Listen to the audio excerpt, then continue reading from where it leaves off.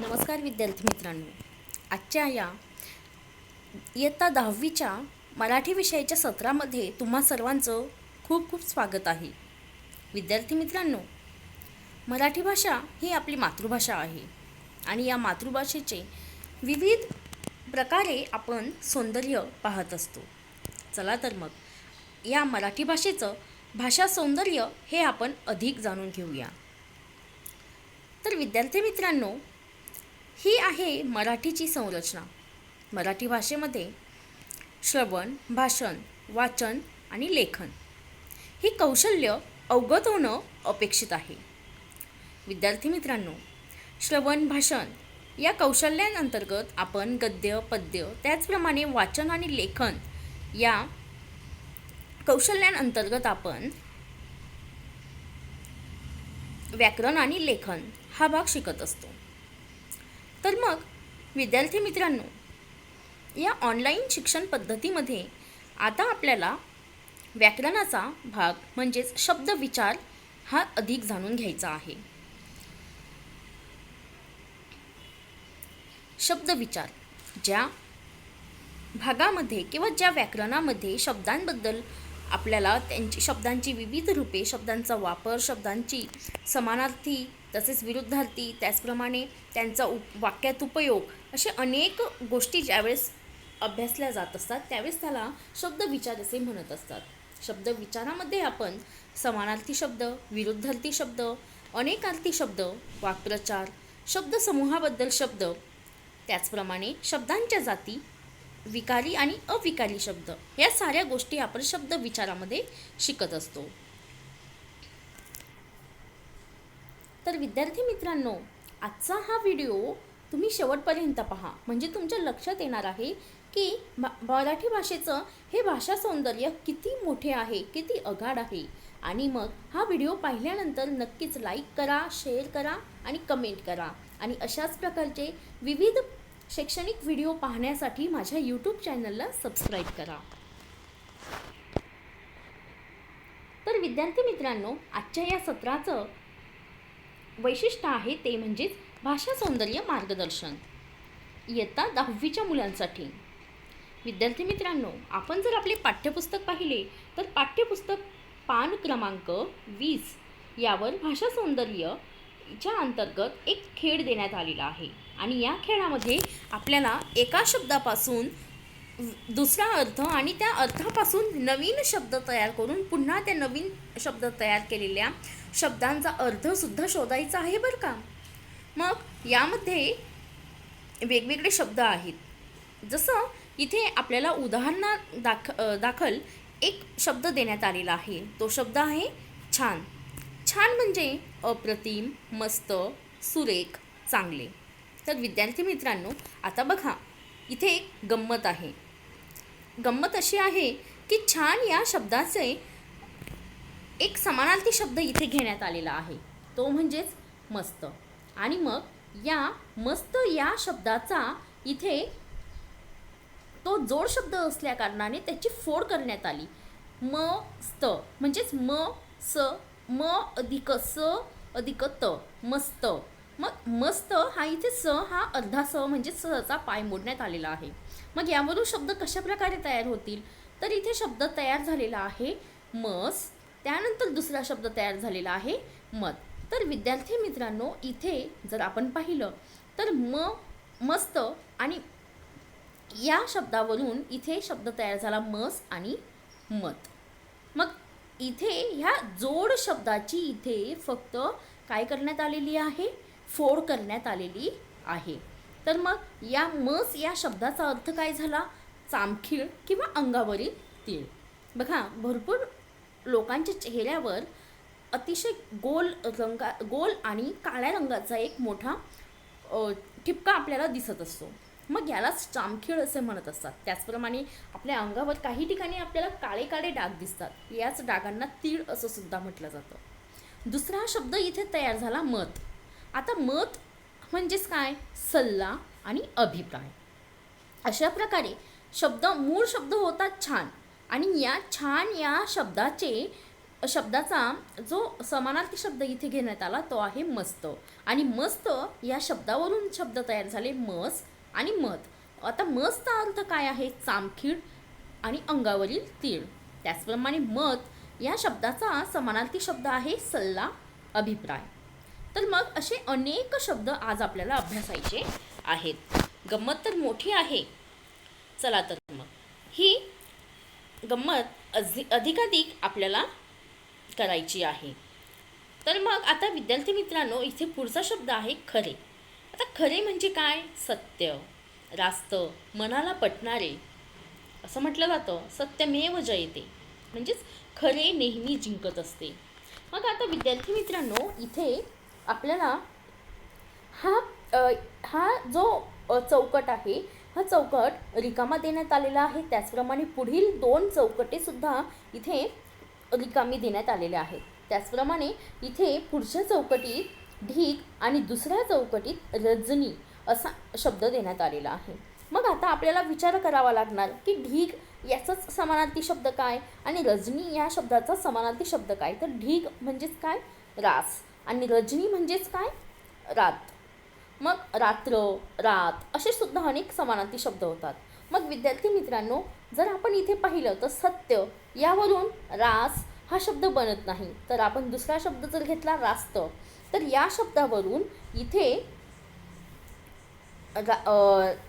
रास हा शब्द बनू शकतो. आणि म्हणून मग आपण रास्त हा शब्द इथे घेणार आहोत.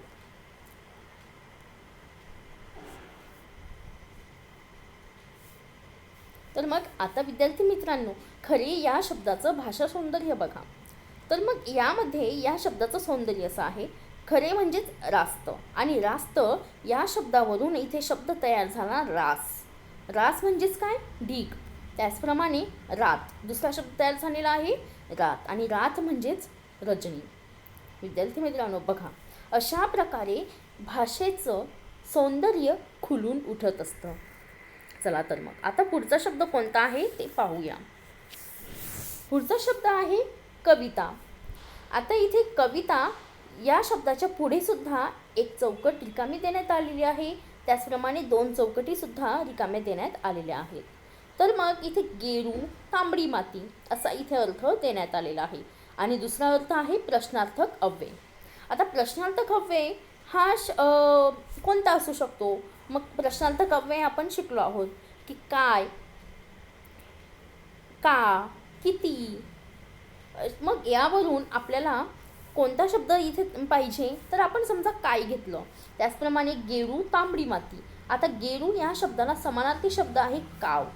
मग इथे कविता या शब्दाच्या कोणत्या समानार्थी शब्दावरून काव किंवा काय हे शब्द आपल्याला मिळतील? तर मग शब्द आपण पद्य घेतलं तर नाही मिळणार. काव्य घेतलं तर मिळू शकतं. म्हणून मग आपण इथे काव्य घेणार आणि त्यानंतर काव्यापासून नवीन शब्द इथे तयार होणार, तो होणार काव. आणि इथे प्रश्नार्थक अव्यय जे म्हणजे आहे काय. तर मग ही गंमत आपण अशा प्रकारे सोडवू शकतो. जसे कविता या शब्दाचा समानार्थी शब्द आहे काव्य.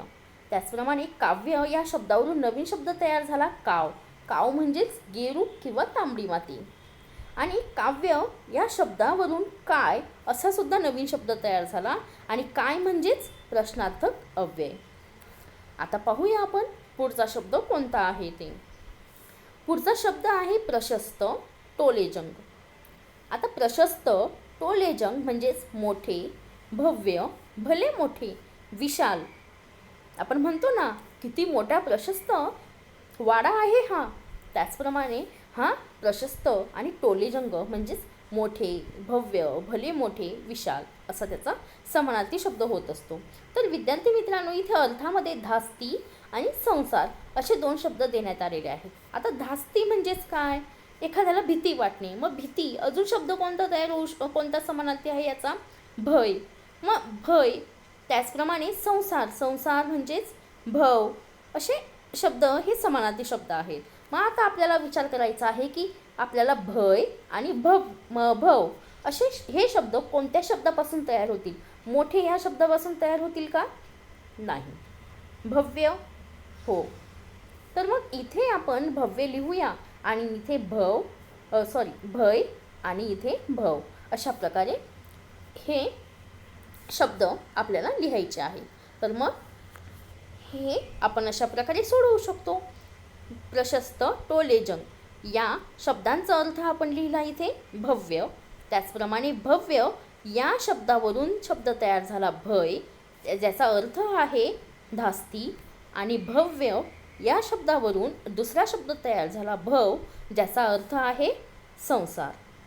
अशा प्रकारे विद्यार्थी मित्रांनो, आपण प्रशस्त टोलेजंग या शब्दांची सुद्धा आपण वेगवेगळ्या रूपामध्ये त्यांचं रूपांतरण केलं, त्यांची वेगवेगळी अर्थ शोधली आहेत. तर मग आता पुढचा शब्द कोणता आहे ते सुद्धा आपण पाहूया. तर विद्यार्थी मित्रांनो, पुढचा शब्द आहे सारखेपणा. तर सारखेपणा याचा समानार्थी शब्द आहे सम, साम्य, एकसारखे. तर इथे विद्यार्थी मित्रांनो आपल्याला अर्थामध्ये दिलेलं आहे वेदाचे नाव गोड बोलणे. आता वेद तुम्हाला इतिहासामध्ये शिकलाच असाल तुम्ही. 4 वेद असतात: ऋग्वेद, यजुर्वेद, अथर्ववेद आणि सामवेद.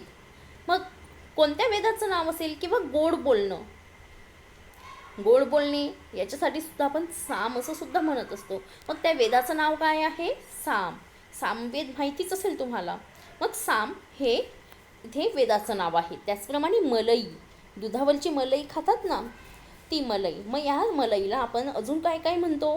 तर मलई म्हणजेच साय. तर मग विद्यार्थी मित्रांनो, इथे आपल्याला साय आणि इथे साम हे शब्द आणायचे आहेत.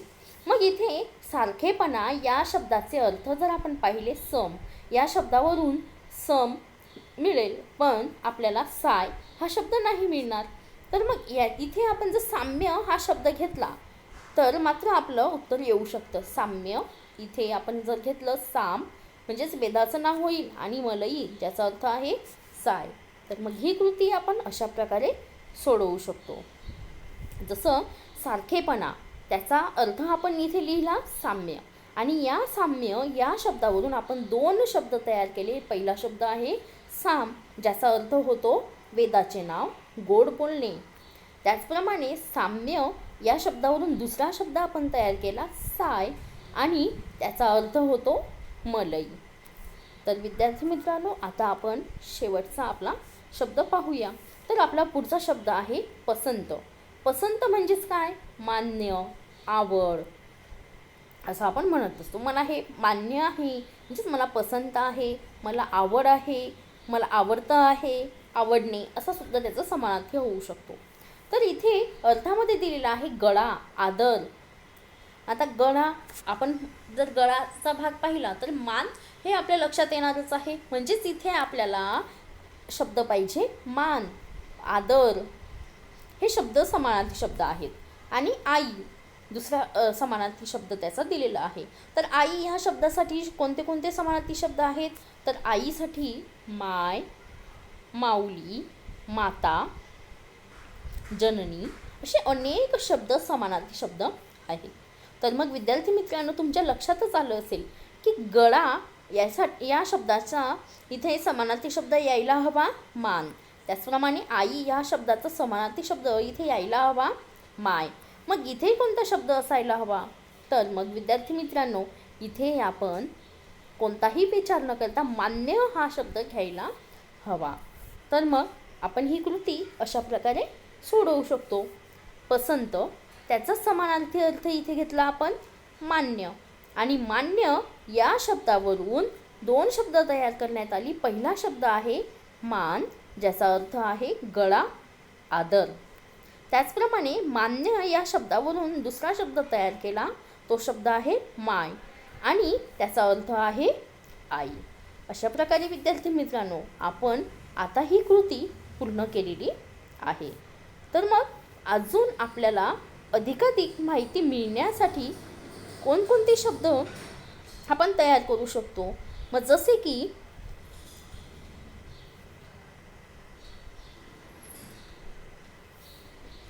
व्यग्र. व्यग्र म्हणजेच गुंग, मग्र. आता इथे विद्यार्थी मित्रांनो, व्यग्र या शब्दापासून शब्द तयार झालेला आहे मग्र. त्यानंतर मग्र या शब्दापासून तयार करण्यात आलेला शब्द मर, मरणे या रूपाचा मूळ शब्द. त्याचप्रमाणे मग हा एक उभयान्वयी अव्यय आहे. आपण म्हणतो ना की तिथे कुत्र्याचं पिल्लू मेलं आहे किंवा ते मरत आहे, तडफडत आहे, अशा प्रकारच्या या अर्थांसाठी आपण मर हा शब्द मूळ शब्द म्हणून तिथे वापरतो. त्याचप्रमाणे मग, आता मग हा आपण वाक्यात अनेक वेळेस वापरत असतो. पाऊस आला मग मी घरातच थांबलो. मग हा शब्द इथे वापरण्यात आलेला आहे. 2 वाक्यांना जोडणारा हा शब्द आणि म्हणून तो उभयान्वयी अव्यय या रूपामध्ये तो येत असतो. तर मग पुढचा अजून एक शब्द असाच आपल्याला पाहायचा आहे. तर पुढचा शब्द आहे मज्जाव. मज्जाव म्हणजेच निर्बंध.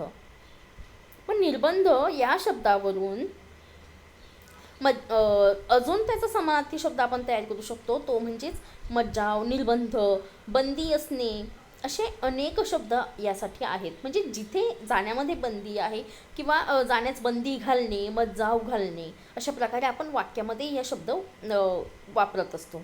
मग निर्बंध या शब्दापासून नवीन शब्द तयार झाला, निबंध. निबंध म्हणजेच काय, एक उपयोजित लेखन प्रकार आहे. त्याचप्रमाणे निर्बंध या शब्दावरून नवीन शब्द तयार झाला, बंध, म्हणजेच जोड किंवा नाते. आणि तिसरा शब्द तयार झाला नीर. नीर हा एक उपसर्ग आहे. उपसर्ग, प्रत्यय, त्याचप्रमाणे अभ्यस्त शब्द हे आपण मागच्या सत्रामध्ये शिकलो आहोत. तर अशा प्रकारे आज आपण भाषा सौंदर्य अभ्यासले आहे. धन्यवाद विद्यार्थी मित्रांनो. आता भेटूया पुढच्या पाठात.